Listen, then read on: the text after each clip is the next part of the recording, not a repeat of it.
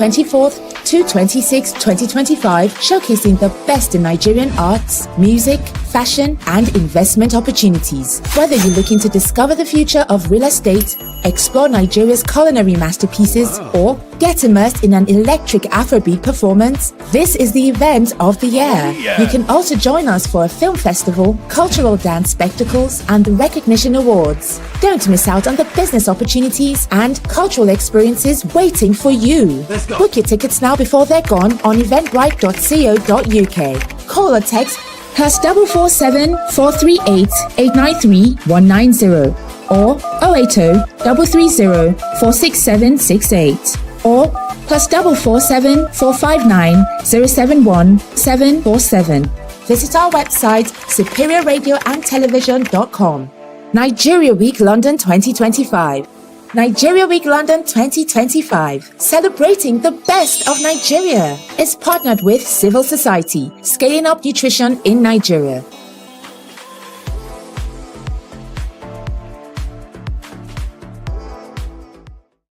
A very good morning to you all. A very, very good morning. Let me remove the Nigerian police so we don't start with trouble.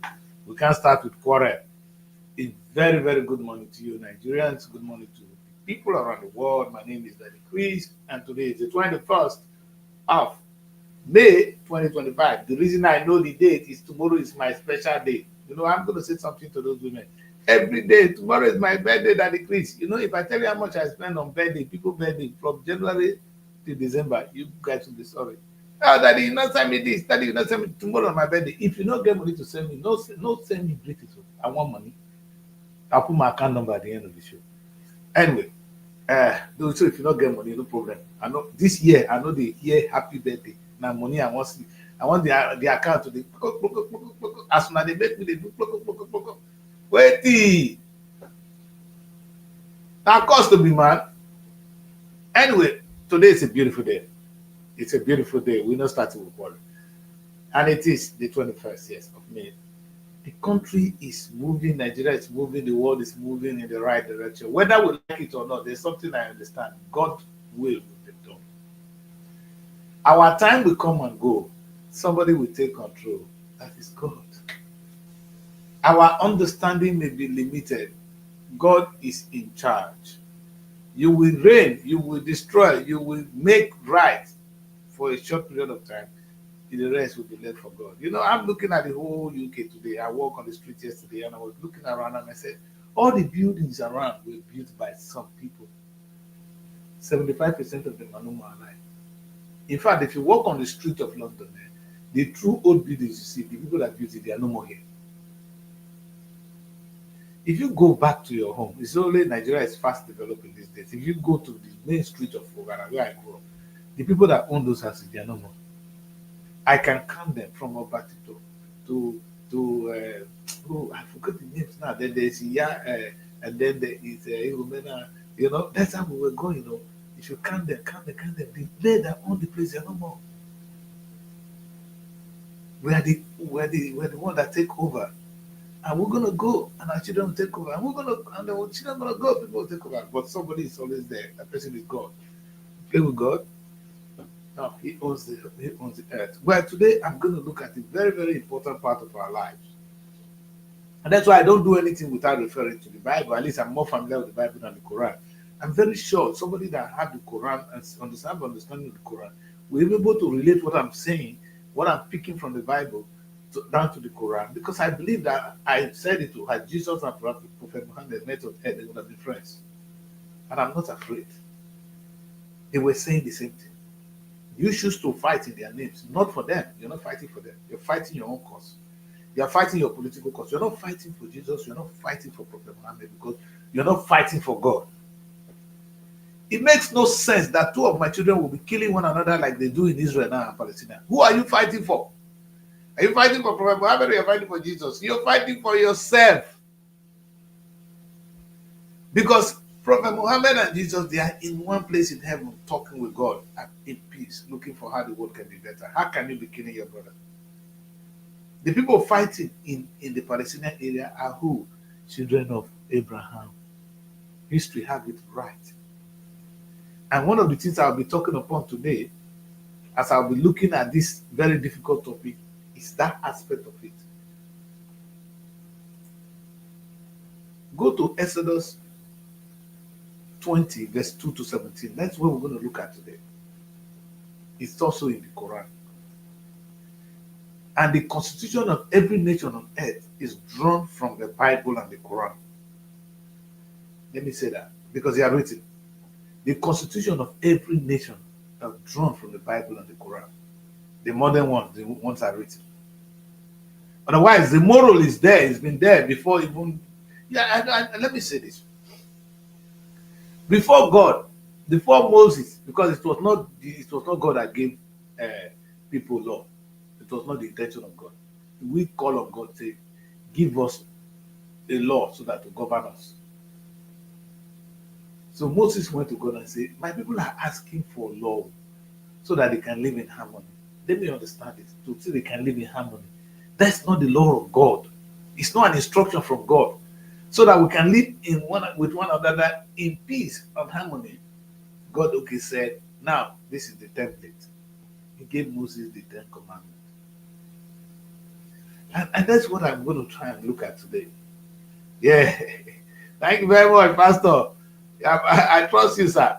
So what we're doing today is we're going to look at the commandment of God. The commandment of God is a simple one. Go and read the 10 Commandments. It's not the commandment of God. God does not give us his own commandments. He gave us those commandments so that we can live in peace with one another. The only instruction from God is go and multiply the earth. Where I have stopped, continue. Yeah. That is the only instruction from God. He never even gave us a commandment. That's why God will not even judge you. You're going to hell, you're going to heaven. I don't know where I want to coming from.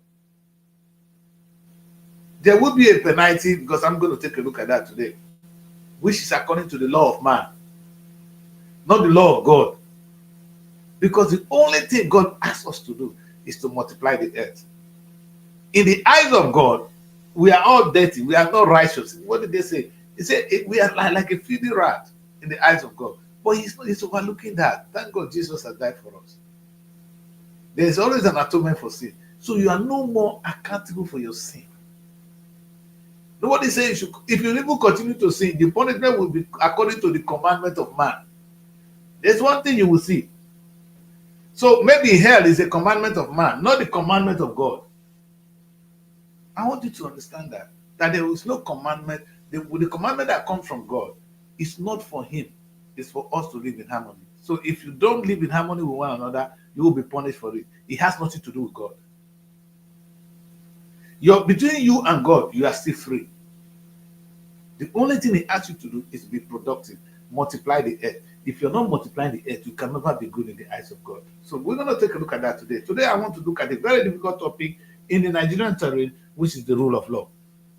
Everybody talk about democracy. Democracy. What is democracy?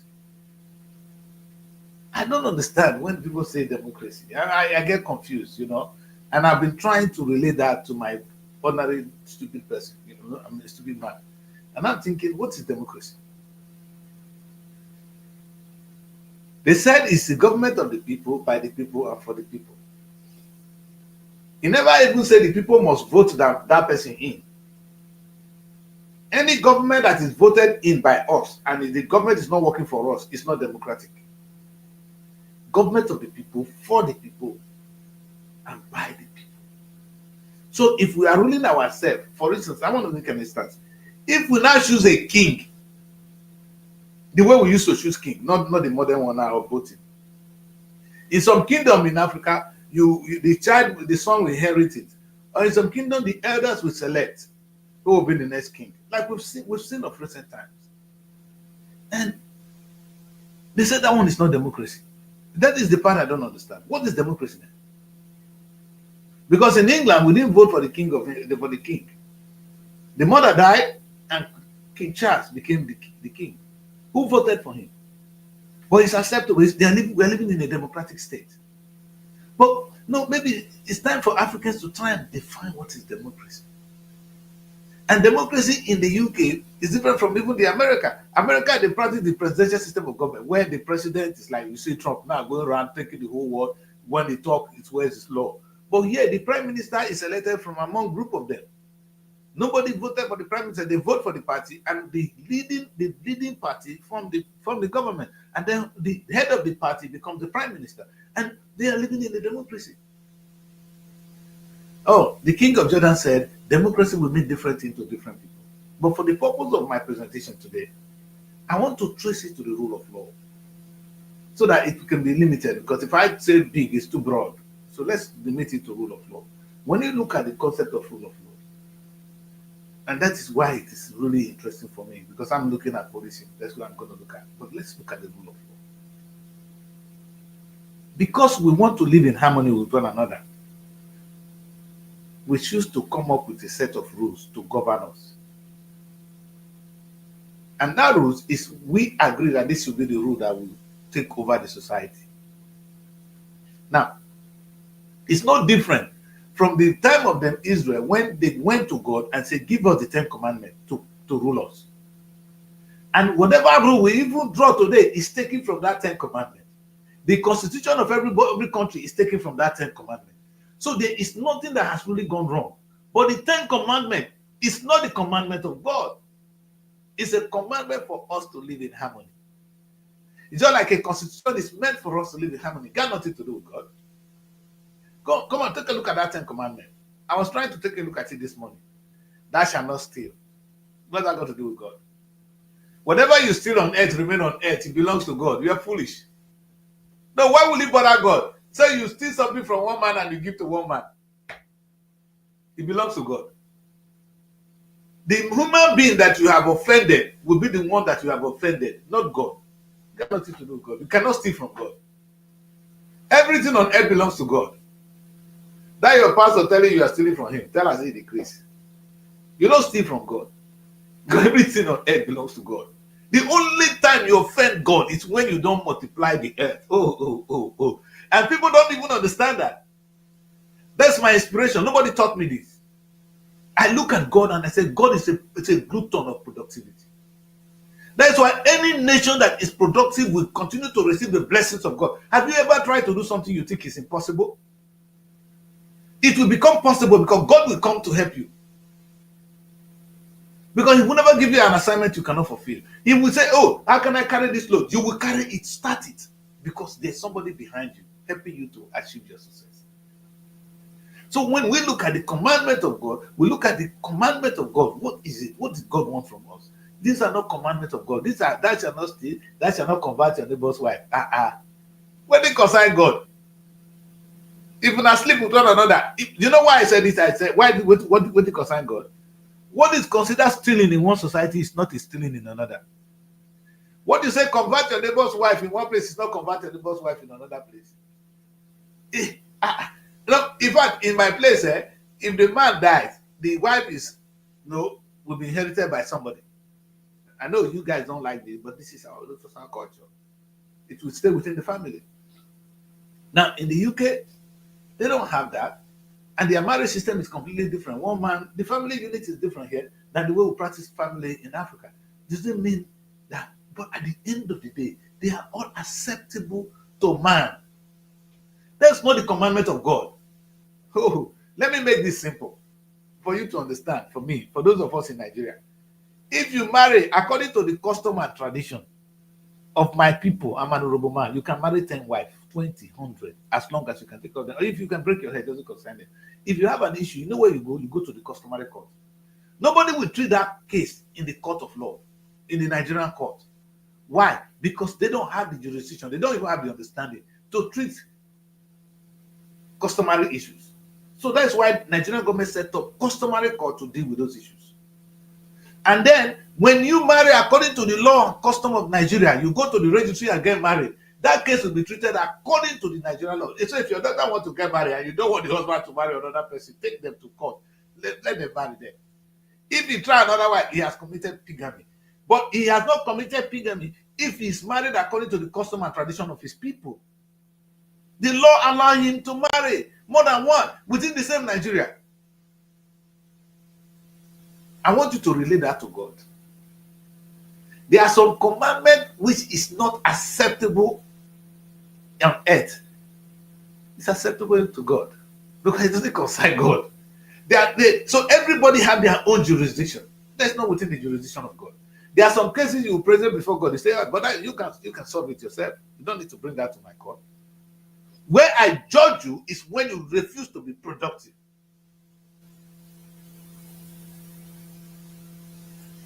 And when Jesus Christ came and he summarized it, love your neighbor as yourself. That is still not the commandment of God. It's not the commandment of God for you to love your neighbor as yourself. Forget it. Love God. You are naturally born to love God. You are part of Him. You have no option but to love God. You know, loving God is not an option.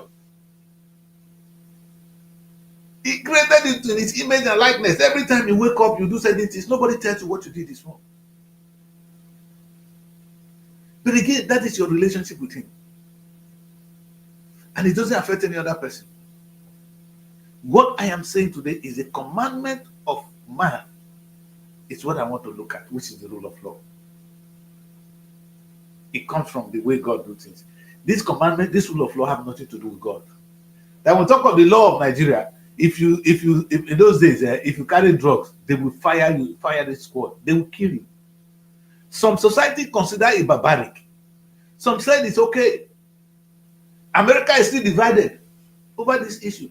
If you do certain things, some people in America will say, let him die. In fact, they're going to execute you. Some of the parts of America are saying, no, that is barbaric. You cannot do that. I don't even know how it is in Nigeria. It doesn't make it right or wrong. It has nothing to do with God. That's not God to decide. That's the commandment of man. And that falls within the rule of law. So when I talk today, remove God from this rule of law, because it's not these laws we are using here on earth have nothing to do with God. If you want to please God, be like China, start producing. If you want to please God, be like America, start producing. Multiply the earth. Let there be electricity. You know what God is looking for? When you see the world multiplying, when in fact giving birth to children is a good thing. Start to reproduce. I don't know. Is your government that is saying your reproduction is too much? God wants you to reproduce. Give your wife belly, make it born. Anyway, it may not be acceptable to man, but that is not to say it's not acceptable to God. That is exactly what I'm saying. I know some of you are saying, hey, what is he saying?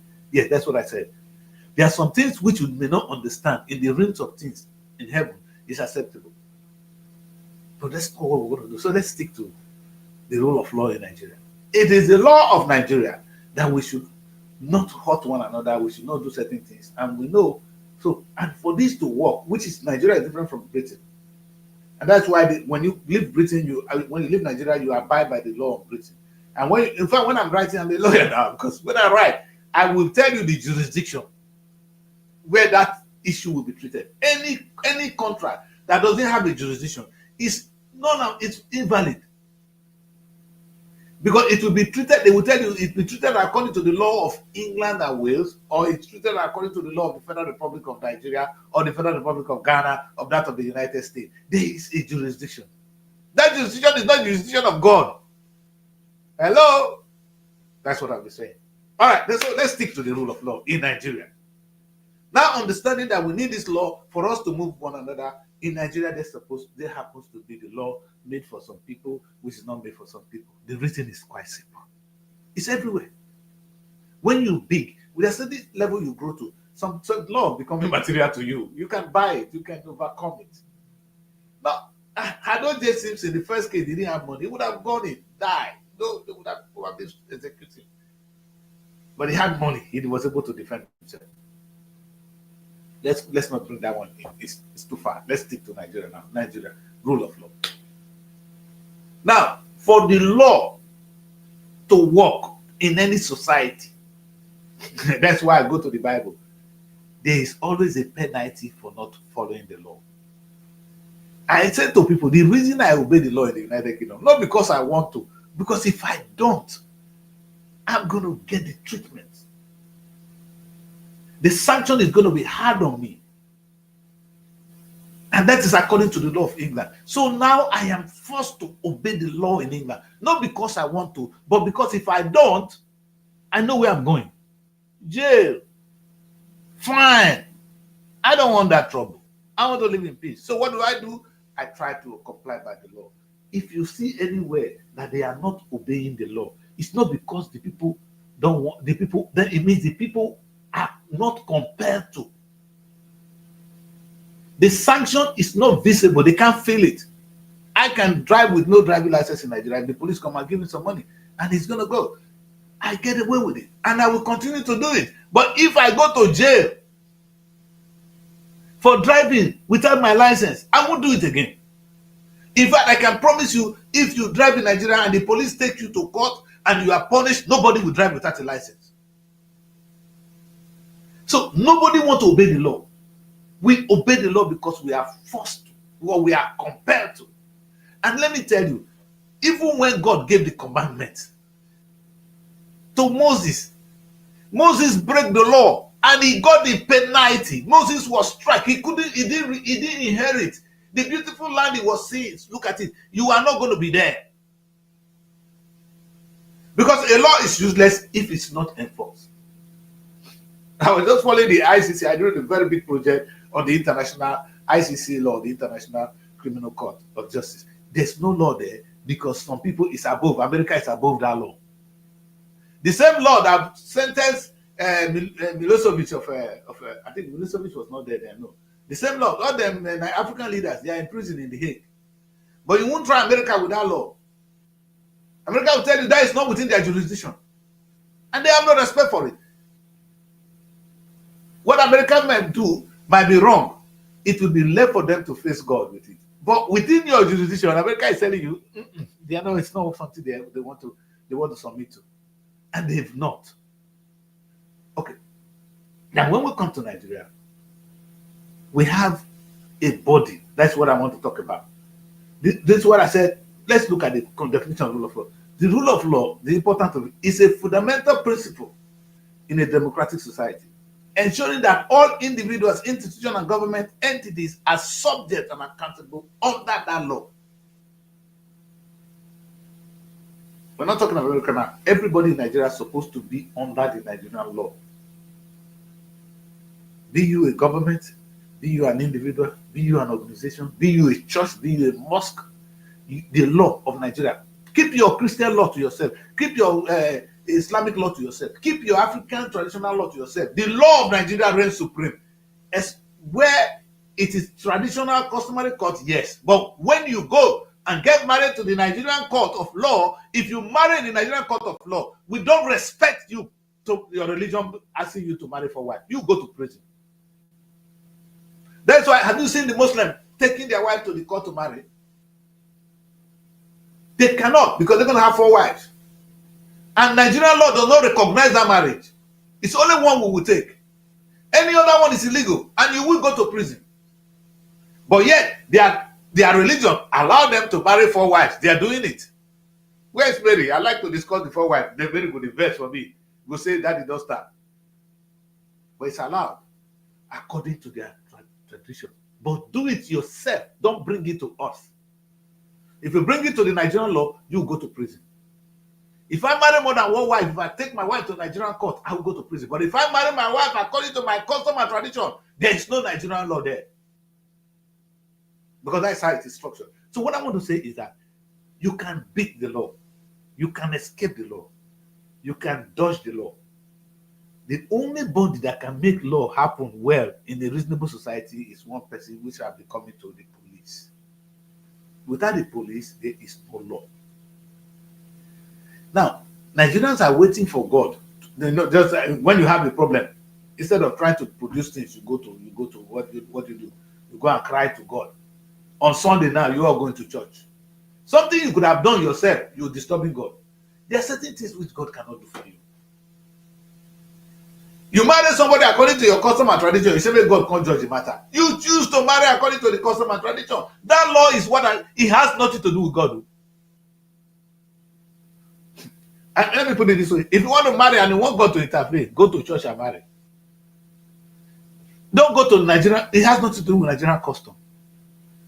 If you go to Nigeria, according to my customary custom, to go to my people, say I want to marry you, I bring dowry, I pay. You are going to marry according to custom and tradition. But when you bring the matter to the Nigerian court, to the Nigerian registry, that is where the Nigerian court prevails. So everybody has jurisdiction. The church, you ask God. You know God is not going to come down to answer you. So everybody get away with that. That's why you go to church and do it. You know you can lie. You know that is the church is where they commit the highest adultery. The highest fornication is in churches. All these girls when they dance, wait. That if you see where they do about, our church I grow up. In Jesus' name. Anyway, so what I want to say, I don't want to go judging people, but I want to talk about the rudiments of rule of law and the importance of the police. And when I come to Nigeria, this is so important today, which is it's taken me a long time to get to where I am now. The Nigerian police. That's what I want to focus on today. There will be Nigeria will never move forward if the police don't do their job. Let me say this. You can do anything you want. In fact, Moses would have got away with it if God did not strike him. Because he had a direct communication with God. I gave you this law, this is the law. You break it. For breaking it, you're not going to go there. That's what happened to Moses. Now, anybody that breaks a law, there is a penalty. If I break the law in the United Kingdom, I'll go to prison. If it's a fine, then I will get the fine. I'm not going to be able to escape it. But that seems not to be the case in Nigeria. You can escape it. The only way I can escape in the UK is if they don't find out. If they find out, I will pay the penalty to the last penny. But in Nigeria, you just need to give the policeman some small money. Or if you are big enough, the police tell you, shut up, it's a guy talking. That's the problem in the Nigerian state. Now, if we're going to have a society that is democratic, I've been dragging this matter from democracy down to this police now. For a democracy to exist, there must be good policing. Because there will be no democracy without rule of law, from what I have been able to drag. And there will be no rule of law without an enforcement, which is the police. Because God gave the law to Moses and he enforced it. Moses would have got away with it. He didn't let him go. You are my son, yes, but you're not going to get to that promised land. You are not punished. Moses is not banished from heaven. Moses is still in heaven. Have you not read the Bible, the Transfiguration? Moses is in heaven. Because the Bible said there is Moses, Elijah, and somebody in the Transfiguration with Jesus. So Moses is in heaven. He's not in hell, but he cannot inherit the earth. Why? He cannot get to the promised land because he breaks the law of man, not the law of God. Can you hear me, people? That law is punishable here on earth. It's not punishable in heaven. Let me put it that way. If that is the best way to interpret it.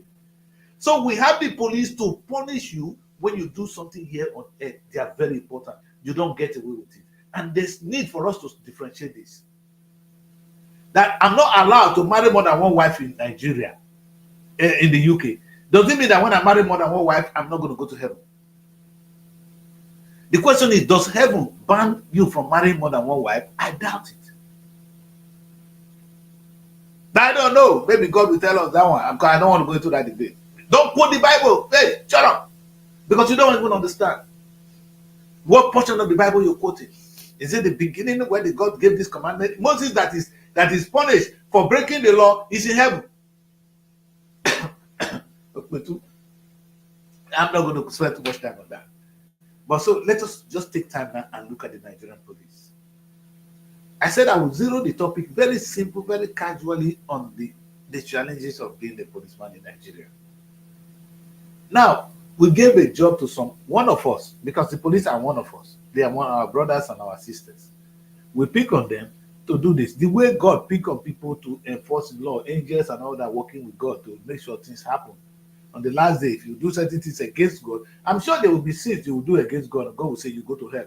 And there are some. I don't know about that because I don't even believe God is going to enforce hell and heaven. Because you are a child of God, you are free. Jesus Christ has paid. He doesn't see your wrath, your dirty sin. Everybody is going to be free when we get to heaven. But the only thing that may happen is there will be a punishment for those that doesn't do the right thing. And I'm sure that judgment is between you and God. Because when you do certain things that I don't know, you fuck my wife now, sorry. You sleep with my wife and I don't know. God knows. So you go face that one with God. Because we didn't know when Moses break the law. We were not aware. He smashed it. Nobody was a witness. So in the eyes of man, Moses would have gone free. But God caught him. It happened between him and God. Moses has not come down. Okay, this is the punishment. What I'm saying is that there is important. The police is important. Without police, there's no democracy. Because without police, there will be no rule of law, as we have in Nigeria today. Rule of law is alien to us. I'm happy when the judges in Nigeria go preach these big laws, big grammar, sentence people to court, and no elections. But the people are in prison. People are serving. Jonathan White have some people in prison for how many years? They are there. And you said there is rule of law. I'm talking now. I don't even want to talk to the judges yet, because there's a relationship between the judges, the judiciary, and the rule of law. Come back, police. Don't run away. They like to run. Come. Now they do the bad thing when we talk. My day guilty today. So let me put another image of the police. And they come. Maybe they come now. See now. Now the job when they give them this. No, now they drag ordinary Nigerians like this.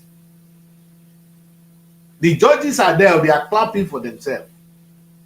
All the Nigerian judge do is you bring case to them, cases that are important.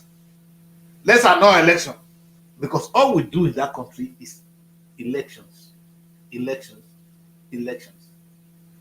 People that go there don't even administer. They go there to spend the money for the next election. Because Tinubu came to power, he has been fighting to come back the second term. He has not been making, he has not been running the country. If he cares, he will just be doing his job. At the end of the year, we'll ask him whether we want him again or not. If I don't want me again, if not me, I will go my house, go sleep. What did it concern me? Why would I want to do second term? Who cares? What is the pleasure of doing that job? Tinubu doesn't even have his own life now. The job of the presidency or the judge of governance is not a simple job. If I make one mistake, if I feel go club now, carry babe, nobody care. Make Tinubu try out. Camera go follow. Who want that life? These people don't want peace. And they don't even understand the meaning of peace. So to serve is an important thing. But let's stick to the Nigerian police. So now that we come to the Nigerian police and we understand their importance, and what I want to be talking about is the importance of the police, the importance of the police, the importance of the police. They are so important that without the police, there's no society. Meaning there's no government, there's no rule of law. The constitution or the grammar you're speaking will come down to the hands of the police. They're the one to enforce it. And of course, the police will work with the court to actually do the right pronouncement. If the police don't do the job and the judges don't do their job and the judiciary is not effective, then we are in a problem. Now Nigeria is in an anarchy, not because we don't have enough laws, but because the judiciary and the police has failed. You see, you know what the system does, and it's so unique. God has taught us well, and I love the system as it is. You don't vote for judiciary. You don't vote for police. They have a permanent job. Permanent everywhere in the world. We say there are three arms of government. You vote for the legislative arms of government. You vote for the executive arms of government. But because of the importance of the third arms of government, which is the bedrock of democracy, nobody votes for them. They remain there till they leave. They serve. Yes, you don't touch them. A judge in the federal court is going to serve his time, his years, and retire. So it is so important to understand the importance of the judiciary and the police. And there's nothing that is going to work until we reform this aspect of our lives. Like I said, if I go before a judge in the UK and I am found of everything, I will pay for it. It will not be more than the offense. It will not be less than the offense. That again, let me make one thing clear. It has nothing to do with my relationship with God. That's why people in prison have relationship with God. You are not that you are in prison doesn't mean you are finished in the eyes of God. No. The punishment in prison is the punishment of man. It's the societal punishment. That's what you pay. I like the way America will say it. You pay to society. You're not paying to God. God has never abandoned you. God has never rejected you because you are found wanting of for one thing or the other. So the rule of law is very, very important in any society. The rule of law is now, we're talking of the judges and the police. But Nigeria this is where we are really failing. So if we want to talk about democracy, that's what I've been saying. Guy, I like this, they're saying, guy. The most important thing about democracy is the rule of law. And what I've been talking about is the rule of law will come down to the judiciary and the police. These people, they don't vote for them. They are the umpire. They can say the right thing. If we're going to get out from where we are today, if there's going to be democracy in Nigeria, we need one thing. We need to have rule of law. Meaning our judges and our police must be on point. I can tell you, Nigerians are very law-abiding people. If you sentence one Nigerian man to prison, the rest, nobody will disobey it. Right? Is it not the same Nigeria? We remember the time, they've never born Mary that time. Mary is back. Let's see Mary. Beautiful woman from Abuja. Young woman, what happened? Yeah, no. Well, sometimes I'm really sorry for you, this little girl. You're a woman now. Anyway, good to join the show. So I've been talking about police, the importance of police and all that. And so I know you will join me in this beautiful conversation. So I said my conclusion so far is that Nigeria will only move forward. There will only be democracy in Nigeria if the most important arm of government, Mary, the executive is not an important arm of government. The judiciary is not an important arm of government. They come and go. The government of Nigeria is the judiciary and the police. If we can get those two right, the rest will kick them out, in and out, because they are not important. But we focus on that. We spend so much time on that because we are drawn into money. We can solve that problem of being drawn into money if we now nurture this very important aspect of government. And that two important aspect of government is that we make sure our judiciary is on point. And the police, they do their job. If we can achieve that, Mary, the Nigeria we're talking of now will come to normal. I just say, if you want to restore, there's something you reset in the phone now, Mary. If your phone spoil or anything you do, you will reset up. You understand? Reset. It will go to the original function. We can reset Nigeria. We don't need to reset the judiciary, the legislative arm. We don't need to reset the executive. All we need to reset is the judiciary and the Nigerian police. And we have rule of law. And we are cool. You know why, Mary? Because if the judges are doing their job, Tinubu will dare not. I repeat, who born Tinubu to misbehave? He will be sent out today. Because there's a provision that says you can be impeached. The judges can actually remove you. There's a law of Nigeria that can ask the president to go today. The three arms of government you're talking about can only do better if they are independent. But the question is, are they independent? They are not. Yes. You should know that. So if you want to get it right, Mary, we don't. They are not independent. Why? Because of the love of money. Because I feel like sometimes when I see what they do, it looks like they bought those people off. Money is what is controlling the whole system, and that is why we cannot see the right thing and go do the right thing. Right? We call white black and call black white, all in the name of money. So if only the corruption did not intrude into them, if only they are not being corrupted, maybe we would have had a better country. Yes. Because the kind of power that the judiciary or the legislature have, I feel like they were not supposed to be bought by so-called government. They're supposed to be doing their jobs. Yes. But unfortunately, it's not like that. It does not. Many everywhere in the world, the corruption is actually in the executive and the legislative arms. They are designed to be corrupt. That's something people don't understand. Even in America, there's something called lobbying. When I was reading it as a child, reading government when I was young, I said, what is lobbying? This is corrupt practice. Meaning you push people to follow you. You understand? You bring up a bill, you lobby people to support you. You make compromises. You pay to get some vote maybe. Then even for your vote to pass into the house, you have to bribe some of your guys to vote for your bill. You understand? And they call it lobbying. It's a corrupt practice. So, like the government, where you never see government corrupt. In the UK, we had story where even those in the parliament were using what do you call a bill. We call the expensive scandal that happened in the UK. Even some of them that went to take women, when they do porno, they watch porno film with money, they put the expenses, they collect the money back. You understand? So many, these are human beings, they are bound to be corrupt. There is one part of this body that must not be corrupt. That must be the one which is the umpire, the checks and balances, which is the legislative arms of government.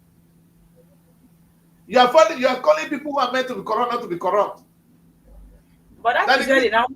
No, the one you are saying is not supposed to be corrupt. Is now the one that they put so much focus on, that they need to corrupt because of the kind of power bestowed on that particular arm of government. Yes. So that is just the truth. If they don't buy the legislature, they can't really do anything. And that is why you see that. In fact, they can even buy the legislature, maybe. You know what? You can buy the legislature. The executive can do whatever they do. Tell you to go to court. So the hope of the common man is no longer in the courts. Exactly. Why they say go to court? You know why they say go to court? Because they know that is where the final say is. A place where you can't really boast of getting your justice is where they're telling you to go to. Exactly. So if we can reset that people can get justice there, then the country is safe. We are safe, Mary. It will affect the corrupt people from stopping corruption. The judges can stop it. We don't need to call one international community. We don't want to set up a new police, EFCC, this and that. These are all rubbish. The law, the police can say, hey, the money is meant to be this. You didn't use it for this. We take you to court. You are going to prison. We don't need the EFCC. We don't need all these stupid agencies they are doing now. They talk of expertise. There's no law that is not within the EFCC does not operate outside the Nigerian constitution. So the law is there, really. And because of my background alone, I'm wondering that what are these people doing? If Nigeria is going to survive, we will respect the law. And nobody obeys law, really. You are forced to obey the law. That's why I bring in the police. We don't need different branches of police. I never hear in the UK where only the crime police, the serious crime police, that's the one, the anti-terror police, because of the new terrorism. They train some people to be able to fight terror. Otherwise, in Nigeria, the UK police are capable of combating. They treat kinds of crime, financial crime, all of them, they deal with them. They're trained to do so. The court is where the case actually ends. The police does not know the law to the end. Police can see that there's a fault in it. Oh God, let's look at this how the system works, maybe. When you break a law, if the law is against the state, there's a set of people in the state. They call them the prosecution lawyers. They work for the state. They will pick the case and they will prosecute you. Now, maybe, sorry. Me and you now will get issue. You said no to me. I said you must agree. We can't fight. You can take me to court. You now prosecute me. You have somebody. You are the one. It's not between me and you. But when the case is between me, say for instance now I can't beat you. There's a blow. There's a blood. It will not be me and you again. The state will take the case up that it is against the Nigerian law for you to blow somebody. We've seen a harm. The Nigerian lawyers will not take me to court. We call them the prosecution lawyers. They would want to prosecute. They are a set of lawyers which work in line with the constitution. They work for government to prosecute cases. So they are the one to prosecute this case. So they are all over the places. Nigeria have them.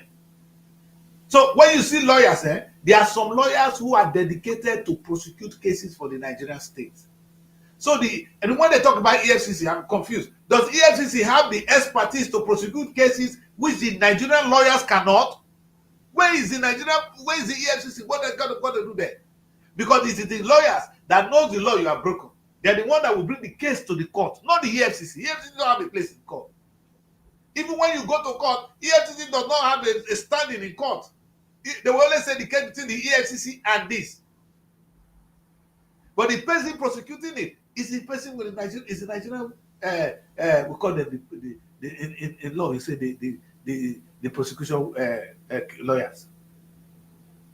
So what I'm trying to say is that maybe we can solve Nigerian problem by just resetting this arm of the judiciary, that they do their job. That when the case comes, it's done quickly and justice is passed. If we do that, Nigerian problem is solved. If we can just do that alone, people in prison, they should not be in jail. Look at Jonathan White, put some people and say they should rot in jail. It's against the law. It's not in a place in Nigerian law. You understand? That law will protect those people, but it will deal with those who are supposed to deal with. So if we can reset that our system to accommodate this most important aspect of government, the true government is actually the judiciary and the police. The other people are come to play their role and go. When they say there are three arms of government, the other government that comes and you vote for them, they just spend money and go. You say they are important. After 2 years, after 4 years, Tinubu will no more be there. But the judges will still be there. The Nigerian police will still be there. We need to spend time to reset, to make sure this aspect of it is working. Forget about the people that come and go, because they know that this guy will come and go. Who are you to tell the Nigerian judge what to do? If the policeman knows his word, he will tell Tinubu, no, Tinubu, you come, and who are you? You are here to serve. You serve and you leave. I am here. I am the law. You understand? And this is what the law says. You see, in that way, when people are empowered, when they know their words, they begin to work for us. Right now, maybe there's no law in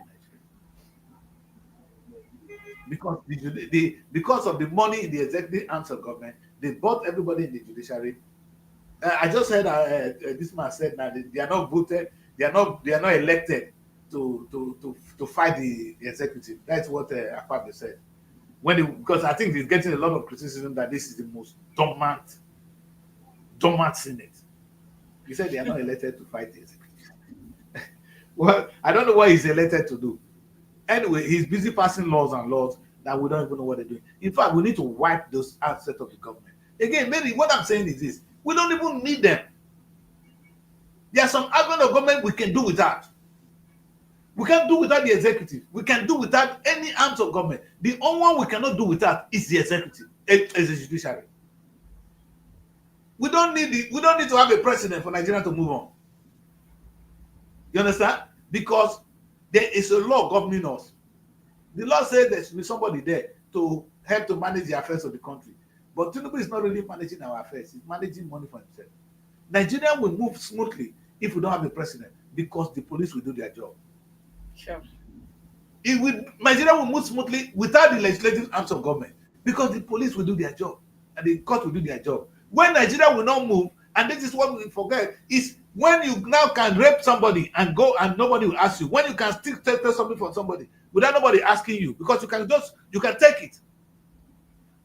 The law of Nigeria that stops you from doing this is actually governed, is actually administered by these arms of government that we don't respect. Nigeria can be reset if we just reset the judiciary. It can be reset if we reset the police. Now, Mary, let's take it this way. You know, when I talk about the matter, I trace it back to the Bible, to the Ten Commandments. When God gave us these laws, are not even laws of man; they are not laws of God. Pastor Solomon said this. He said, "The wickedness of the land have overgrown the law. There is need to review our laws." I agree. We don't need to review the law. The law is there. The law is good. What needs to be reviewed is the judiciary. That the judges can do what they are supposed to do, Mary. We don't need any other thing. So by the time the judges do what they do, they will empower the police to act. The police self cannot do anything now. Because if the police bring a case to the judge, and the judge will set the person free, what do you do if you're a policeman? Because whatever you bring to the here, they will set them free.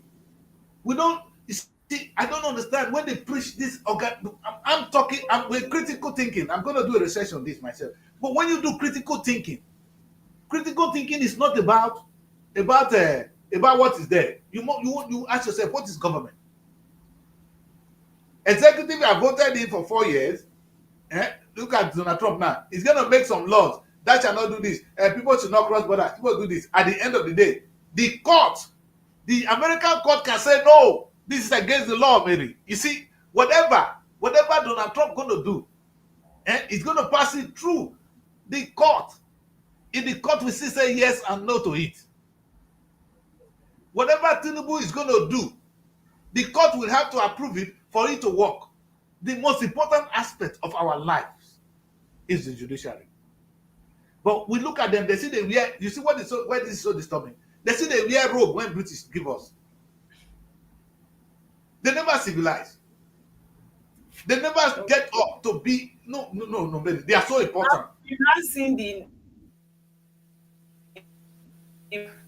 one of Burkina Faso, they changed their stance. So they are looking lovely. Those are not the kind of things that Nigeria are doing. So, yes. Maybe that's the kind of the reform we are looking at. Maybe we need to reform. You understand? I don't think people in the Arab world wear the same coat. They wear the one where British they wear. Do you understand? They don't need to wear robe. What if they wear robe? They do. It's like Nigerian pastors, Sango said they know they wear gown, they know they wear robe, like Catholic Church. Now Catholic Church they wear robe. Now Father they wear robe. I mean, you see pastors they wear robe. But they wear suits now. Suits is our clothes. No, but at least they see they wear native now. But at least there's a reform. For you to go to altar, if you be Catholic, you go wear robe. People now let people wear they wear robe and then they go altar. Now we see they do for Nigeria. Nigerian judiciary see they wear robe. Whether they go sit down and wear cap. No, I don't mind. Whatever you choose to wear. That's not my concern. My really pain is this very most important aspect of our governance is lacking. And we can continue to fight Tinubu. We can continue to fight the Akpabio. The person that is really more powerful, in all we're saying, is wicked.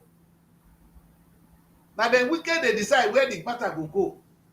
Anything they go to court, wicked, they wait for you. That's wicked. That is if you are in charge of the judiciary. That's what they say. I'm following the rubbish they say in Nigeria. You understand? And the judiciary should be ashamed of themselves when they even hear that word. That wicked, the small boy of yesterday, is controlling you. Do you know who's a judge in Nigeria?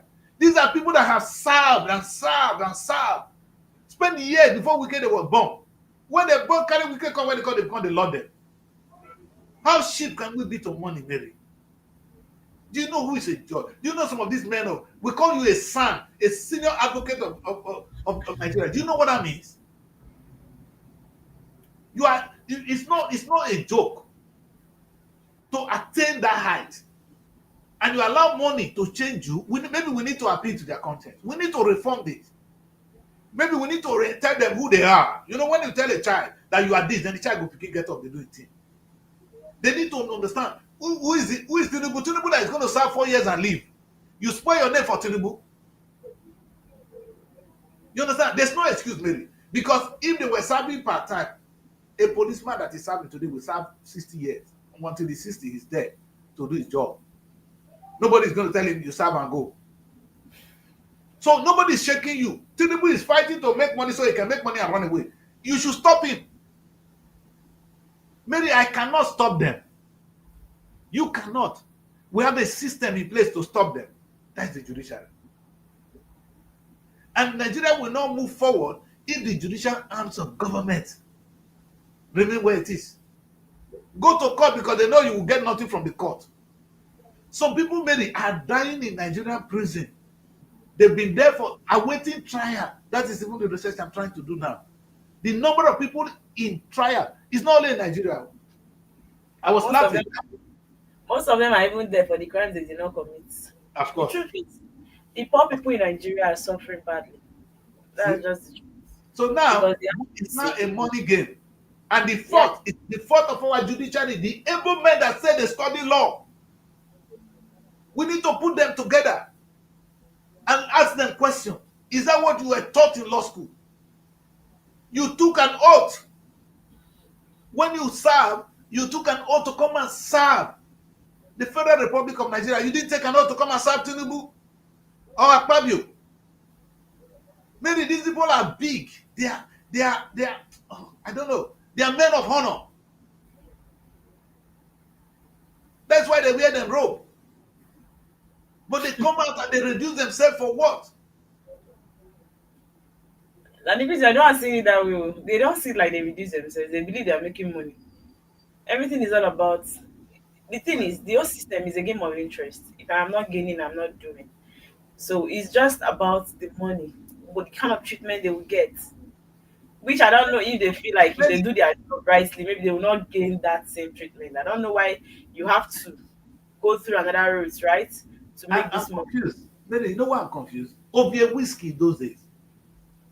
It was the one that during the it was the one it was the FEDECO. We have the Federal Electoral Commission.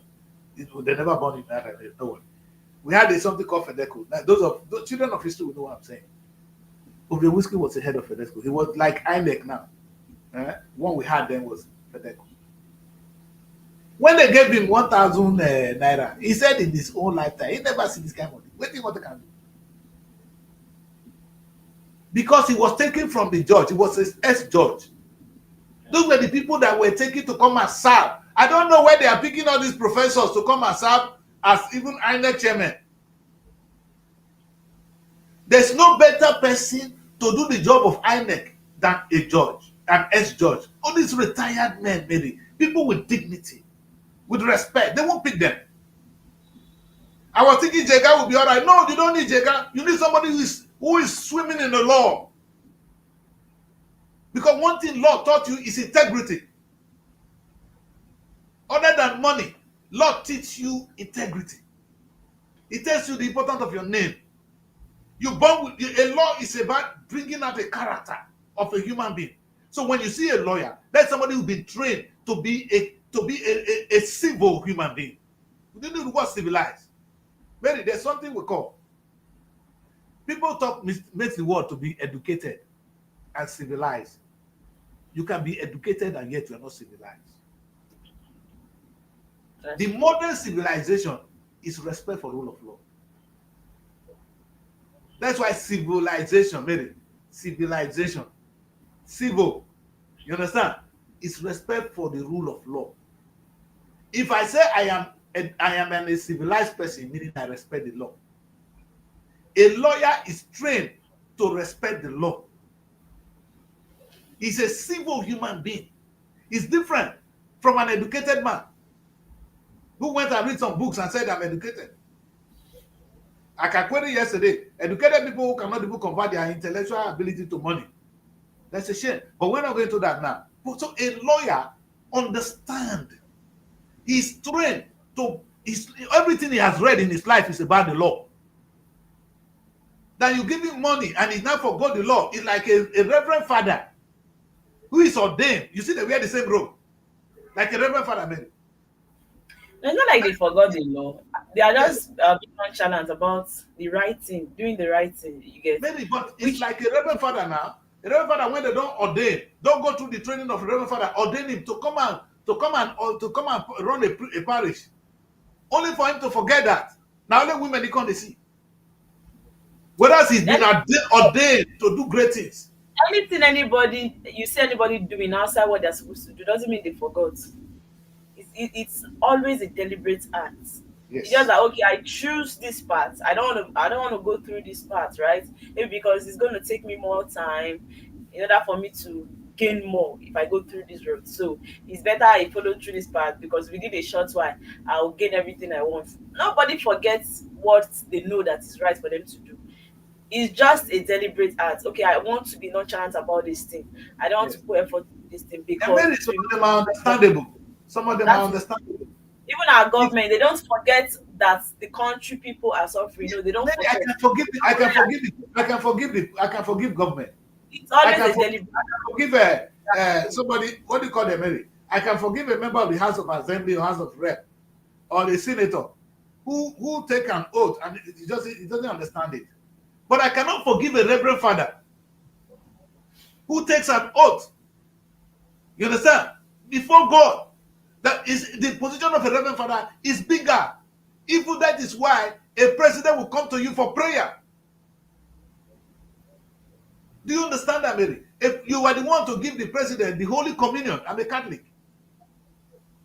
You understand? So you are above them. So you cannot afford to be stupid. The same thing goes to judges.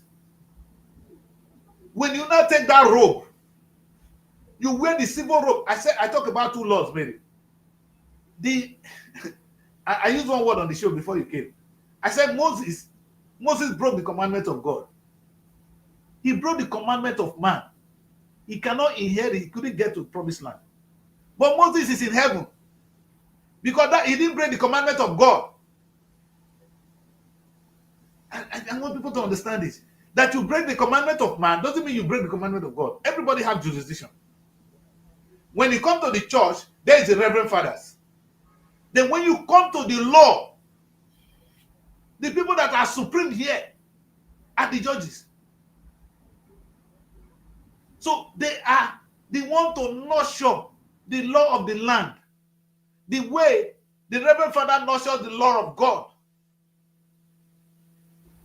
When people start certain things, when I was talking today, I gave the instance of the customary court and the Nigerian court. If you marry, you see Nigerian Muslim, maybe they cannot bring, if you want to marry more than one wife as a Muslim, you dare not bring that wife to the Nigerian registry.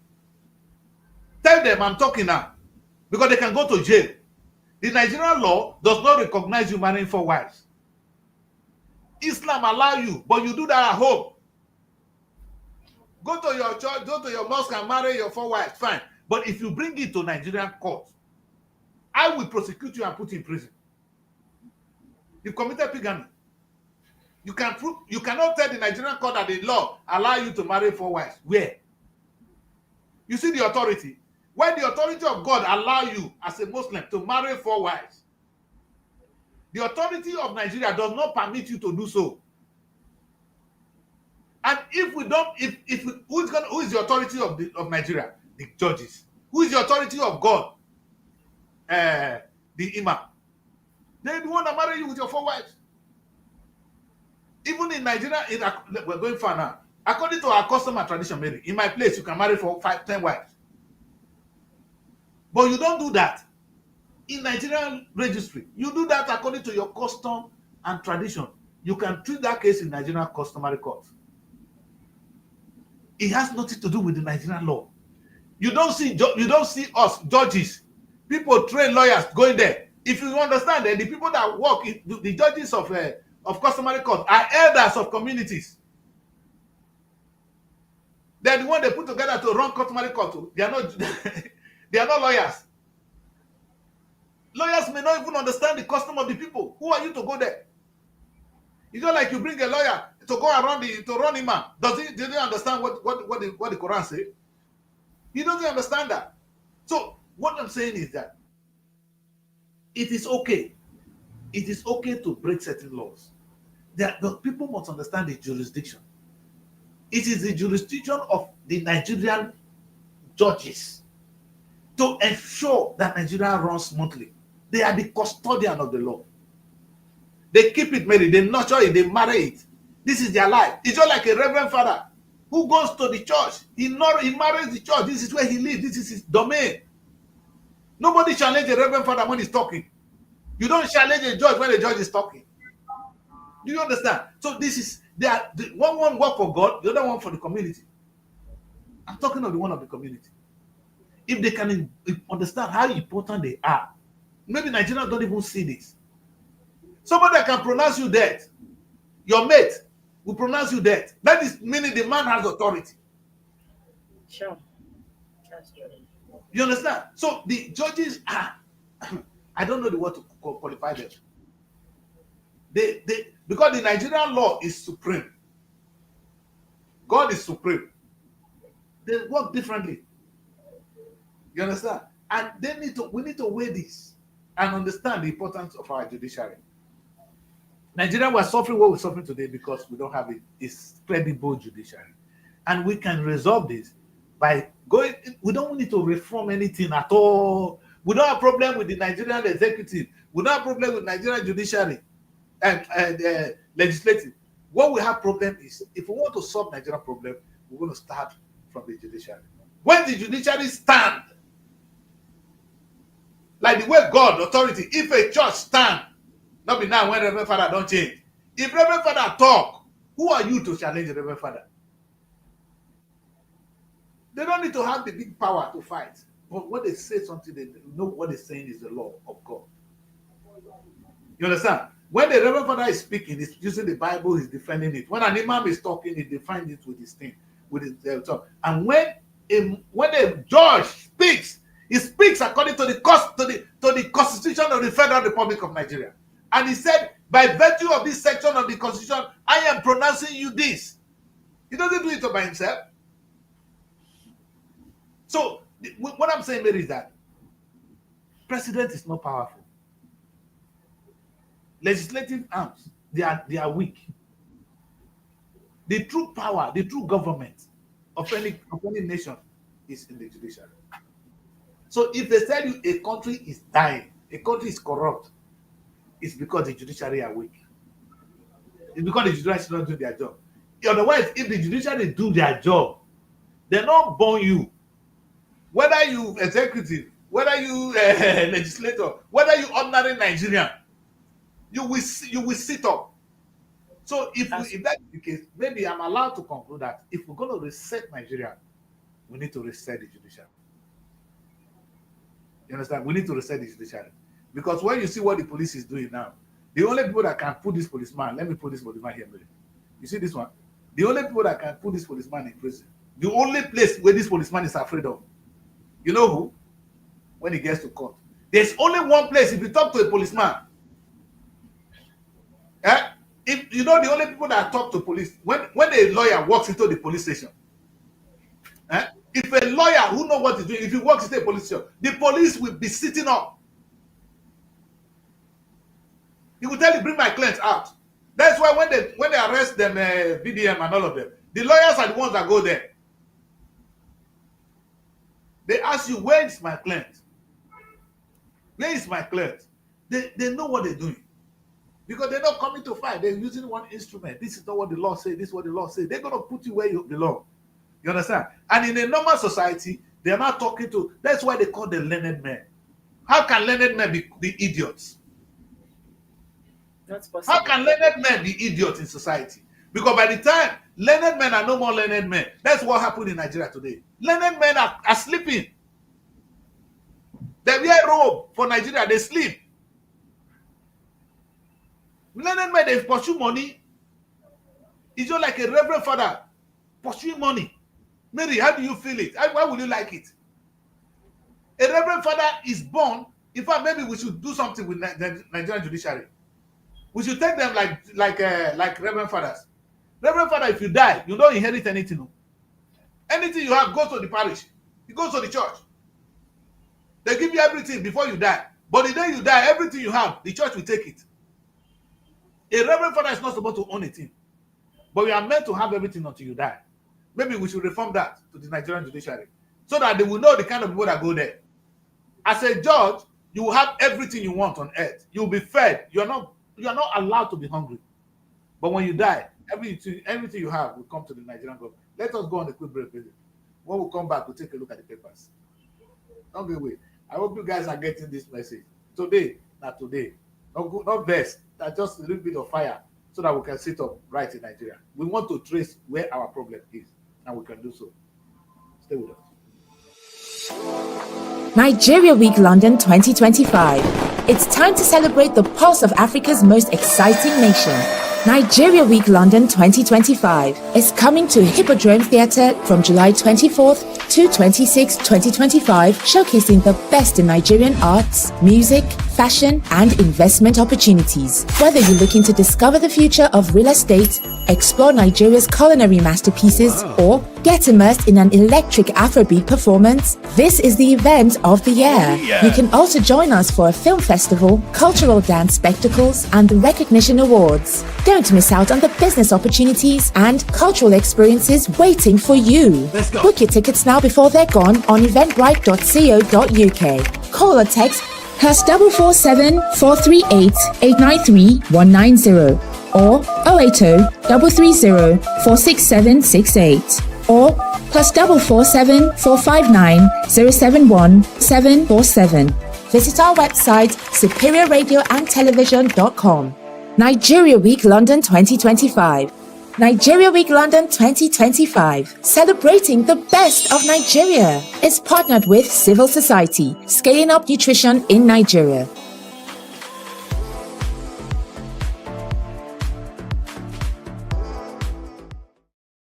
Welcome back. This is Rise and Shine Nigeria on the African Renaissance Television. I'm Guy Chris from London, and Mary is from our studio in Abuja. We've been looking at the importance of we've been trying to look at the rule of law and what Nigeria really needs to be done. What can we do? Somebody asks you in one language, what's the solution to Nigerian problem? That's what I've been trying to do, Mary. Somebody will ask me, what is the solution to Nigerian problem today? I would say a functional judiciary. I will not think about it. A functional judiciary. Because, Mary, a functional judiciary, you cannot steal. You know why? I trace the matter back to the Bible. When Moses was ruling the people and they were not unruly, he went to God. God, give me commandments so that I used to rule these people. So God gave Moses commandment. That commandment is not the commandment of God. If it's the commandment of God, like I keep saying, Moses will not be in heaven. Have you not read the Transfiguration, Mary? When Jesus met with Elijah, the prophet, Moses was there. You understand? Meaning that Moses is in heaven. But it's the commandment of man. Things they should do to obey God, right? No, yeah, so that we live in harmony. They want to obey God, If we want to obey God, we know that one. I try to differentiate the law of God from the law of man. Mary, if God is offended himself with what Moses has done, Moses will not be in heaven. What Moses did is he broke the law, and he was faced to the punishment is that if you break this law, you will not see the promised land. That was the punishment. It doesn't make him a sinner that he can no more see God. No, he was still talking to God. Moses was still communicating with God.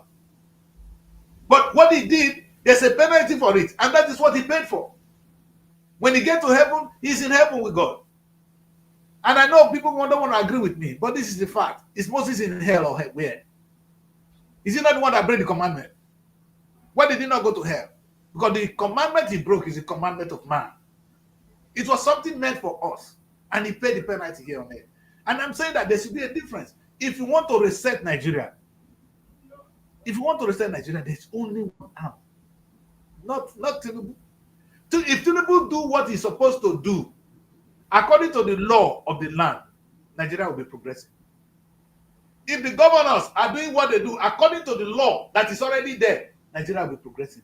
If the Nigerian police will do their things according to the law, Nigeria will be progressing. The only reason we are where we are is we are allowed to play with the law of Nigeria. And the only people guilty is the judiciary. See them. They be fine boys. Sometimes see them very. Now these fine people, they're the ones. You see, we see where they wear this fine robe. No, they go best for me now. I said that the Chris, how you dare do this? But you guys are guilty. This is coming from the BBC. They put them together. Now put some nice judges together. Look at their fine faces. These are honorable men. Like this man asked, are you people honorable or you are horrible?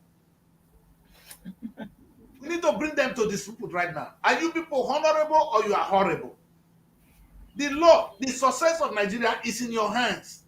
Maybe people cannot understand why this is so important. We cannot do anything without these guys. The law of the land. Unfortunately, they want to be extremely rich. Money is never enough. So they want to make more money. Even the one that will continue to exist when they are not here, when they are no longer alive. So these are people that understand dignity. They are men. These are honorable men. All of them here are SAN, Senior Advocate of the Federal Republic of Nigeria. These are no jokers. They are not. The question we ask them today is, are they honorable or they are horrible. Because if you can be honorable, if the church choose to be honorable, Nigerian problem is solved. Because these are people that understand the law. These are the people that uphold the law. Oh, the way a reverend father uphold the law. That's why they wear their robe in England. You can't ask why they wear this robe and this one. There's a reason for it. You understand? They are like a crown. You understand? These are men of honor. You understand? In England, you say your lordship. A judge, you address a judge as a lord. You understand? The way you see your lordship, that's why we have the House of Lords. And the House of Lords are actually made up of people from here. And in those days, the House of Lords are made up of judges. You see the difference, Mary? Sometimes we say the judges in England are not voted for. Yes, but most of the cases were people in the House of Lords. And the House of Lords, which is like our Senate now, not the people that run the government is the people in the House of Commons. The House of Lords, they are the one that passes the final judgment. When you say cases go to Court of Appeal, these are complicated. These are not people you mess around with. If you're wearing a British robe, do you understand the meaning, sir? If you do, then let it out for us. Maybe you can hardly bribe a judge in the United Kingdom. The Prime Minister will be brought, they will bring the Prime Minister now. Nobody will tell the Prime Minister to disappear if he misbehaves. Nigerian courts should be able to tell people to disappear. They should be able to tell anybody that is meeting a governor, and they are doing it sometimes when they want to do it. We have cases where the court will annul an election and order that somebody will be sworn in. So they know it's somebody that can annul the election of a president. Where do we go, baby? If you want to change it, if you have a problem, you go to them. That is to tell you the importance. I'm still talking about the importance of the judiciary. They are so important that we don't even understand. Sometimes we play with it. We maybe don't, I'm talking today because maybe my little deep knowledge of law, that is what is inspiring me to say this. But it is so important that it's not just being a lawyer, it's being a judge, being those understanding the structure of the judiciary in terms of public law. Then we are in the big mess if these guys can be bought. A judge is not somebody you buy. It's like somebody going there, you buy a reverend father. Because reverend father, they are bought these days. Abi Mary. Where did reverend father wants to take money do? He don't get wife. You understand? When does he want to take money do when they buy him? We are in trouble. I'm sure will let me talk to that one. Let's go on. Let's take a look at the papers, maybe one or two papers before we close this show. Because if I try, we could look at that one. We go start with Punch because I see one headline for Punch when it's with me. Yeah, let's go there. It's very unfortunate the way Nigeria is, but I'm sure, maybe not in my time, that things will change. And it will be bad if it's not in my time because I want things to change when I'm still here on earth. But tomorrow I'll be 59 years old. I wonder whether my time it will change. My waist don't tire out. Where are we married? They laugh. We start with the Punch. You just smile. The punch, I go punch you. All right. May 29. Read that for me. We have May 29. Tinubu to review ministers' scorecards. And the writer says, let's understand governance, Mary. What I want us to do is let's understand governance. Can Tinubu review the performance of judges? No. That is not his jurisdiction. They tell you, the law says the judges or the judiciary is a separate arm of government that have nothing to do with the executive.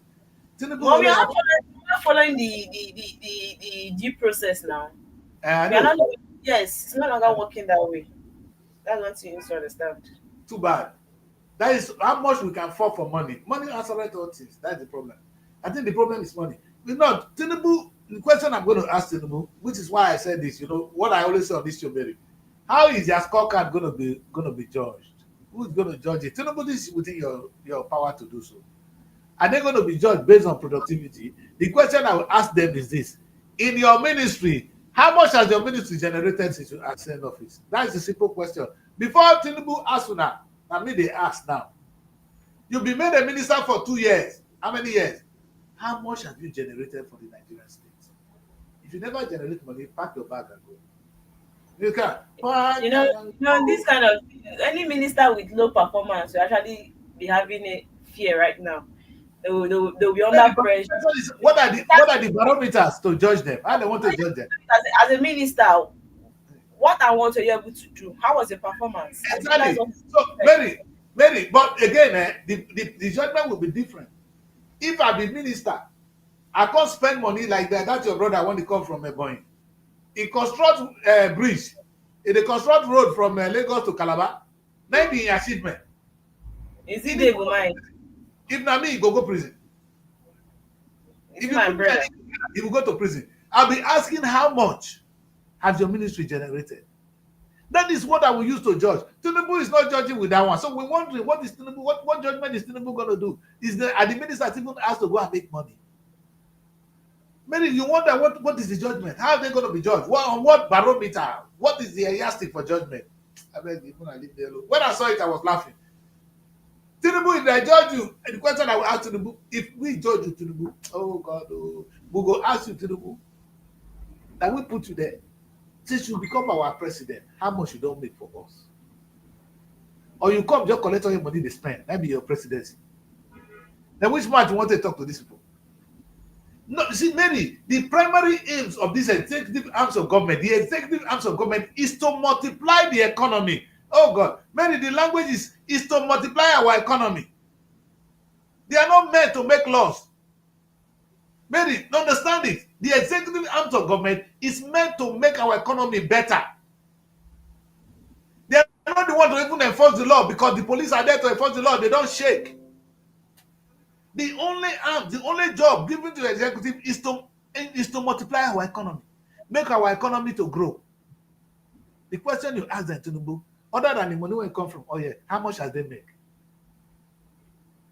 When I ask this question, all of them will invest. But these are questions our children will ask us tomorrow. There was a time in the history of Nigeria where we had a lot of money coming from oil. Udoji said, we don't know what to do with money, we begin to pay people double salary. Instead of to invest in agriculture then, build refineries, Mary, build plants. What did we do? Go into research. We did it. Today now, I listened to my former governor, Okowa. He was in an interview on Arise Television. He was asked, I want to play the tune. I will do it when I come on Saturday. I didn't know I'll have a show today. Mary, he said, in his time, he has built 4 functional universities. Mary, can you imagine? 4 functional universities. That's how much they have raped the state. They asked Odwan, what have you done? He said in his time, everybody can go to hospital, a woman can go to hospital and give to birth freely in Delta State. Mary, can you imagine? So this one say they call him a roadmaster, not for nothing. And if you ask them, you can tell you how empty this is what we call governors are. They don't even understand the work of the governor. No, maybe sometimes we need to write down again the jobs of the governor, the job of the president. We need to define it. Because, Mary, the reason I know there's a job for them is under the presidency, you have the Ministry of Sport, Ministry of Agriculture, Ministry of this, Ministry of this. These are ministries not to spend money. They are there to grow the economy, to improve our lives, Mary. And all the ministries you see are geared towards economic growth. Ministry of Agriculture, growth. Mining, growth. Sport, growth. The question you ask, the one said the construction. When they construct road, all they're going to give to us today is how they spend oil money. Maybe none of them, not the governor, not the president, not the local government chairman can tell us how much they have made for Nigeria. And we don't ask. Maybe now only that increase, they're out of point too. What I'm saying is alien to Nigeria. Maybe nobody really bothers whether these guys actually make money If I ask you now, it's only the money. Yeah, they have money to spend. This and that. I said the last time I said even they don't even get money. The money when they still not rich. Maybe it should be first you go back make the money before you can steal it. How much are they stealing? A country of 400 million, they're playing with only how many trillion? 20, 50 something trillion. How much they want steal? Whether a department, one okay, department alone can make that money. but for the one they are making, they are still looting it. Yes, yes. That's But maybe this is the shameful thing. Agriculture alone would have been making us about 200 trillion every year. So if president even steal 50 something trillion, we're not gonna know. But we they run around only 50 something trillion. They say we get money. Nigeria is the richest country on earth. What a shame. We need to redefine where we are as a people. And that's why I ask these people, are they honorable or they are horrible? Because these are the questions they should be asking sometimes. No, it's not their job to query this. It's the job of us to query. Maybe Nigerians need to understand. This is what I'll keep preaching before I leave broadcasting. My broadcasting is centered around the functionality of the presidency, of the executive arms of government. Forget legislation. They are waste of time. For me, the legislative arms of government is a waste of space. They should wipe them away. We don't need new laws. The laws have been made, Mary. What are they being elected to go and do other than to share money? Some of them have been there. They never raise one thing. Anything they will raise is how to drive something to their constituency, not for the interest of the country. Maybe that's what they do. this story on the point saying federal government to auction 753 duplexes. I was coming to that. You said there's no money. You saw, but did you see 753 duplexes that would have been Emefele's own personal properties? Maybe, but wait, 753. To now federal government to auction it. Like Wait, we want find out. I want to look for Emefele. Emefele, so how many you build for your village? Because you go not build many for his village. these are For somebody to have this, you go don't buy house tire for abroad. these people are very selfish. Like, if they want to loot this money, they make sure that even till when they leave this world, their great grandchildren will still be rich. And lie, maybe they will not sell her. The great grandchildren, Abacha children not get anything after this generation. They not get now. The money when Abacha children get don't go. Abiola children they struggle today. You see, you cannot shit God. Oh, I said I love about God. God owns this world. Maybe whether you like it or not, the world belongs to God. Whatever we do today, God is in control. You know, say you go die, come on just now. Your children, in fact, when God won't punish you, go won't give you wayward children. And that one goes sell. I said, one of my papa child, they give him motor. He sell and say buy bicycle. My own family. He said he want to take and buy bicycle. What do you want? I beg you. Maybe if they like where they steal, the punishment, the wrath of God is coming. I'm not even worried about those guys. My only question is, I would have been asking Tinubu, Baba Tinubu. The question when I ask you see, if good, who's supposed to hold Emefiele? Emefiele won't go court. We won't do this. Where we go end the matter, Mary? Now where? Now for court. You see these people, when we say we do their faces here, these honorable or horrible people, that then they will help us. I know say I put their photo here. I'm not using these very people as case study, but this is a very beautiful image that can represent the Nigerian judiciary. That's why I put them here. Because you have the coat of arms, the Nigerian flag, they are all honorable men. These are people sad with beautiful faces. Maybe these people are not hungry. There's no reason why they should behave. They should compromise for anything. There's no good reason. If a Emefiele will go to prison, let it come from them, not from Tinubu. We want the judge, we want the court to find him guilty.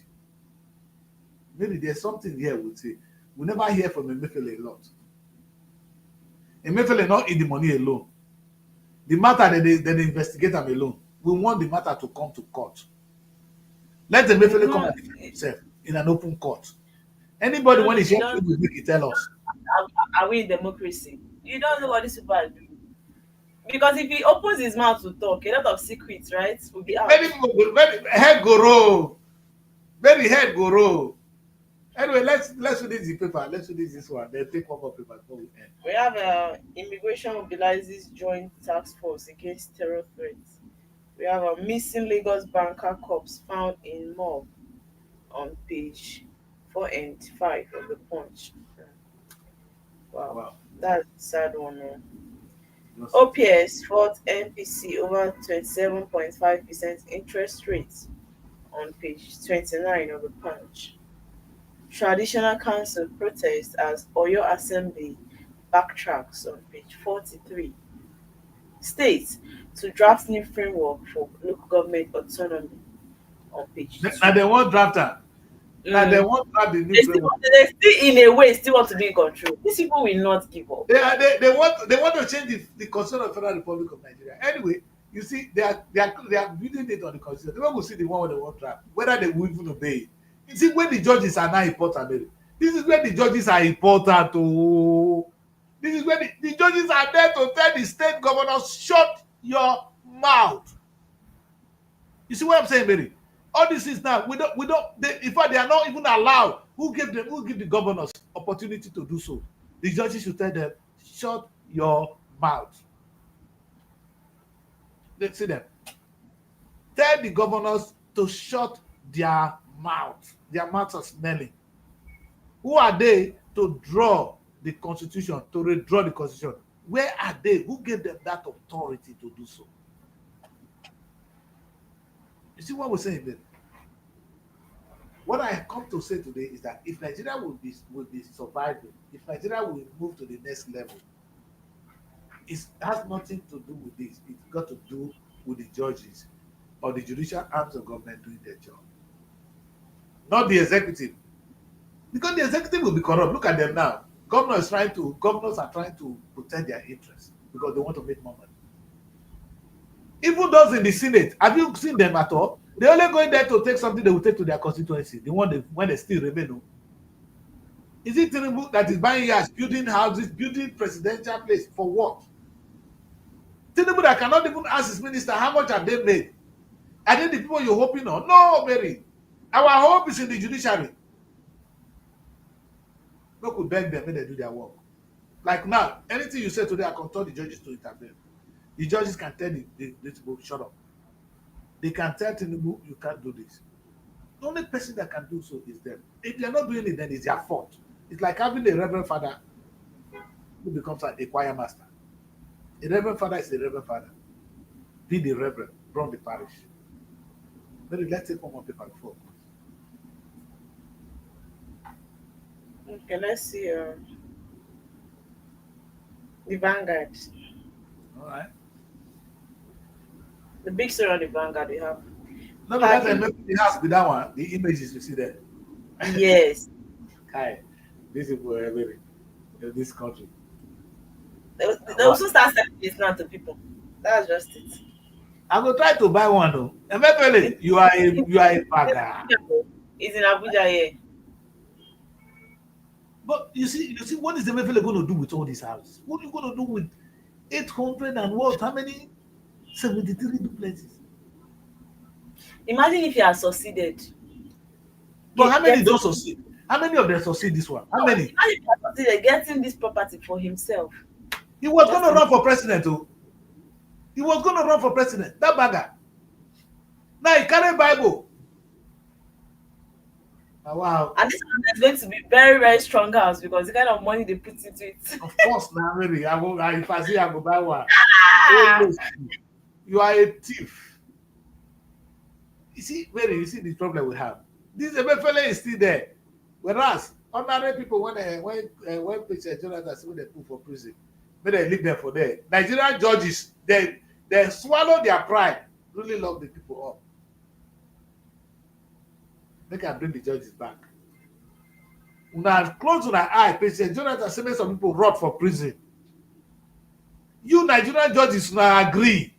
The people are now rotting in prison. You guys are aware. See your fine faces. Are you hungry? Yeah, but I leave you alone. Come on, Berry. I'll do this one. Because sometimes I wash my own shoe, I go to dress for myself. Because I did too harsh sometimes. I quiet. Maybe we start to draw the curtain for today. If you read one or two lines, then we can draw the curtain. Otherwise, we've done what we did. Right? Okay, we have NAS budgets disagree over 693 trillion naira project in budget 2025. How NAS inserted 11,122 projects budget 2025 appropriation bill interrogated passed based on exact amounts presented coming from Senate. NAS has powers to amend budgets coming from reps. How I beg Yaradua not to fight Obasanjo. This is coming from Lamido. Wow. Who All could leave right. those people? Nigeria are only politics. You know what every Nigerian knows, Mary, to do politics. The critical aspect, which is what I'm trying to talk about today, is not interest Nigeria. You understand? And we will not get away if we all become politicians. We're only going to get away if we allow the institutions to work. And the most important institution in the Nigerian state, in any state on earth, is the judiciary. Let me repeat that. It's not, in fact, Mary, when you say the EFCC, what is the EFCC doing? Mary, what is the EFCC doing? Arresting people. It's going to end up, the EFCC don't have a law. They don't even understand the law. They don't have the authority to put you in prison. The only place you can be sentenced to prison in Nigeria is the judiciary. We need to reform it. The only people that can tell Tinubu to disappear is the judiciary. Tinubu can go and buy the next vote. The only people that can stop him is the judiciary. The governors have been doing on undo. You see Tinubu, Hurricane Tinubu, the only person, the only institution that can stop Hurricane Tinubu other than God is the judiciary. Let us, Nigerians, come together and reform our judiciary. When we do so, we'll be aiming, we'll be building a generation, we'll be building a country for the next generation. That's what I want to say. Thank you very much, Mary. It's a long day.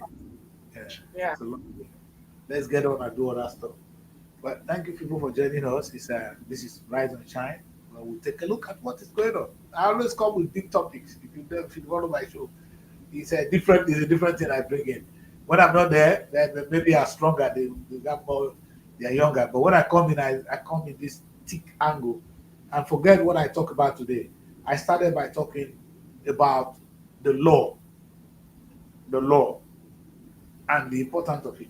And I started by analyzing that the law in England, when it comes to democracy is nothing but the law, rule of law. When I say democracy is rule of law, really, you know, funniest thing is that when I started the show, I was telling them that in England, democracy is well defined as the government of the people, by the people, for the people. It didn't say you must be voted in. The reason I know is that the King of England, we are living in a democratic state. The King of England is not voted. Not we vote for America. But we are living in a democratic state. So as long as the people, the choice of the people is there, that's okay. You understand? So that's not the most important thing. So we spend how much billions on elections. That's not the problem. The problem is if one that thing goes in accordance to the will and the law of the land. The law of the land is where I say. That's why I drew the matter to God. I went to Exodus to educate Nigerians that even God could see the difficulties here. Moses was tired. He had to run to God. Give me law to govern these people. Because I'm going on the wilderness with them. They don't listen. They're sleeping with one another. They're doing certain things. God had to give Moses law. You know what they were doing, Mary? What the Israelites were doing there? They were committing a lot of things. Did he pass Moses? Moses had to run to God. God now gave him the 10 Commandments. And I said the 10 Commandments is not the commandment of God. When I said it's the best, but if it's the commandment of God, then Moses break the commandment. It should be in hell. Moses is in heaven. Because the story is told us in Transfiguration. Unless not be the same Bible, me and they read. So Moses is in heaven. Meaning the laws were meant for man. The law of man is administered, is run by these people when you wear this robe today. See them. these fine guys. You understand? The same way, the law of God is run by the Reverend Fathers. All of them, they wear robe. Like they are talking. They can stop there. If we're going to save Nigeria, the judiciary need to be saved. They are well trained, Mary. I have no doubt. In fact, what you take to become a judge in Nigeria, what you take to become a lawyer in Nigeria, you don't go through that in India. Yet you will respect that lawyer. It's easier to become a lawyer here. Nigeria, you go through all the study, all the. In fact, come go to law school, come suffer. You are equipped. You are. In fact, it's like a person that went to the seminary school. A Nigerian lawyer is someone that have gone through a seminary school of the law of the land. A Reverend Father is somebody who gone through the seminary school to study the law of God, the law, the commandment of the church and of God. And I don't need to tell you guys that in the Catholic Church we have the 6 commandments of the church and the 10 commandments of God. Really, it's different law. If you go to they read you catechism, I was a catechist teacher, I teach more. There's the 6 commandments of the church. It's different from the 10 commandments of God. But when I tell you, Catholic, if I'm wrong, it is the commandment of the church not to marry outside the church. It's not the commandment of God. Make I close the show for there. Maybe my name na Daddy Chris, so I come in peace. Those when I don't throw this kind of bomb, I'm going to keep quiet. I said it's not the commandment of God, though, not to marry outside the church, not to marry more than one wife. It's not the commandment of God, but it's the commandment of the church. I rest my case. Bye for now. I'll see you guys another time. Bye, baby. Nigeria Week London 2025. It's time to celebrate the pulse of Africa's most exciting nation. Nigeria Week London 2025 is coming to Hippodrome Theatre from July 24th to 26, 2025, showcasing the best in Nigerian arts, music, fashion, and investment opportunities. Whether you're looking to discover the future of real estate, explore Nigeria's culinary masterpieces, or get immersed in an electric Afrobeat performance, this is the event of the year. You can also join us for a film festival, cultural dance spectacles, and the recognition awards. Don't miss out on the business opportunities and cultural experiences waiting for you. Book your tickets now before they're gone on eventbrite.co.uk. Call or text +447 438 893 190 or 080 330 46768 or +447 459 071 747. Visit our website superiorradioandtelevision.com. Nigeria Week London 2025. Nigeria Week London 2025, celebrating the best of Nigeria, is partnered with Civil Society, scaling up nutrition in Nigeria.